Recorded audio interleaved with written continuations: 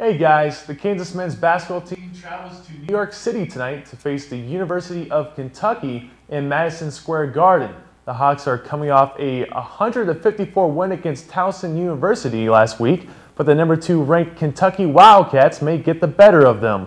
Junior forward Thomas Robinson will have to be careful so he doesn't foul out early, and junior center Jeff Withey will need to keep up his defensive blocks against a powerful Kentucky lineup.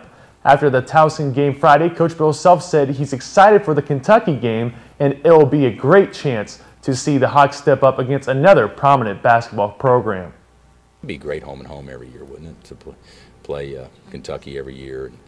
And you know, even though it's not by a large margin, but they're the winningest program and we're the second winningest program right now, and I think Carolina's just right there close behind us. So it'll be good. It'll be a fun deal, and they'll be fired up, and they've got men, so it'll be interesting to see how our young guys react to that. Our own sports reporter Alex Gold says there's dozens of KU fans already at Madison Square Garden for the game, and the team got a chance to shoot around the court earlier today in preparation for tonight. The Jayhawks tip off against the Kentucky Wildcats at 8:30 p.m. Central Time in Madison Square Garden. On to Kansas football now. It was another near win for the Gridiron Jayhawks for the final home game of the season, but the team came up short against the Baylor Bears. Kansas was up going over Baylor 17-0 going into halftime, and in the fourth quarter, Kansas led the Baylor Bears 24-3. However, the Jayhawks wouldn't be able to hold on to that lead. They allowed 3 touchdowns in the final 12 minutes, and Baylor had possession of the ball for just 3 minutes and 35 seconds to pick up those points. The game went into overtime and Kansas attempted to regain the lead with a 2-point conversion but failed. Baylor won the game 31-30. Fans are now saying that Saturday's Baylor game could have been Coach Turner Gill's last time in Memorial Stadium, but he says no matter what, the team will continue to improve. We just stand the course of what we're doing in practice. Like anything, you just got to continue to do it. I think it's just like anything else you do when you have a child. You just continue to work with them. Then eventually they get it. And I think that's no different here in this football team. And we just continue to work hard. Our guys will continue to talk to our players. Our players will continue to stay engaged with our coaches. They're wanting to do well. They want to play great football. So we've got to stay engaged with them. They stay engaged with our coaches. Our coaches stay engaged with them. And you just keep on working. This coming Saturday, the Jayhawks head to College Station, Texas to face Texas A&M. And even though Missouri officially declared it's leaving the Big 12, KU still has one more game scheduled against the Tigers for Thanksgiving weekend. Tickets went on sale Monday for the game, and KUJH-TV's Brianna McCarthy tells us about the hype for what could have been the last border showdown. Kansas and Missouri will face each other in Arrowhead Stadium for what could be one of the last border showdowns in a long time. Missouri signed a contract with the Southeastern Conference earlier this month, and it is still unclear whether Kansas was scheduled to play Missouri in the non-conference schedule.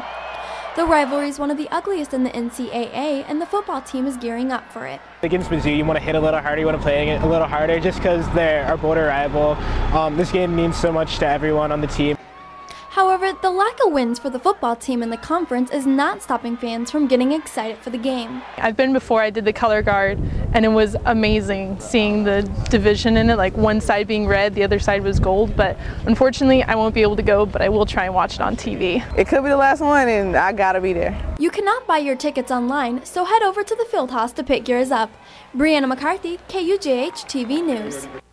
In an email, Associate Athletics Director Jim Marchioni told KUJH that ticket sales are slow right now, but he hopes they pick up closer to game time. Turner Gill and his team take on Missouri for the border showdown in 2 weeks at Arrowhead Stadium. The Kansas swimming and diving team have announced it signed 4 athletes to the 2012 recruiting class. Those 3 swimmers all rank in the top 10 of their home state's recruiting class. The diver was named All-State in Kentucky for 3 straight years. The trio of swimmers include Bryce Hind from Fort Scott, Haley Molden out of Topeka, and Chelsea Miller from Houston, Texas. The diver is Meredith Brownwell from Union, Kentucky. The Jayhawks lose 5 seniors at the completion of the 2011-2012 season, so the incoming freshman class will be a welcome addition next August. And finally, in national sports, things aren't looking too great for the NBA right now after the Players Union rejected the owner's latest offer yesterday. The union will now begin disbanding so it can take the case to the courts with a class action lawsuit. Union President Billy Hunter says the union's done everything it can to negotiate with the league for 2 years. NBA Commissioner David Stern says the NBA's latest offer calls for a 50-50 split of league revenues between the owners of the teams and the players. That's going to wrap things up here. Be sure to tune in at 6 tonight for Jayhawk Sports Talk for more on KU Athletics.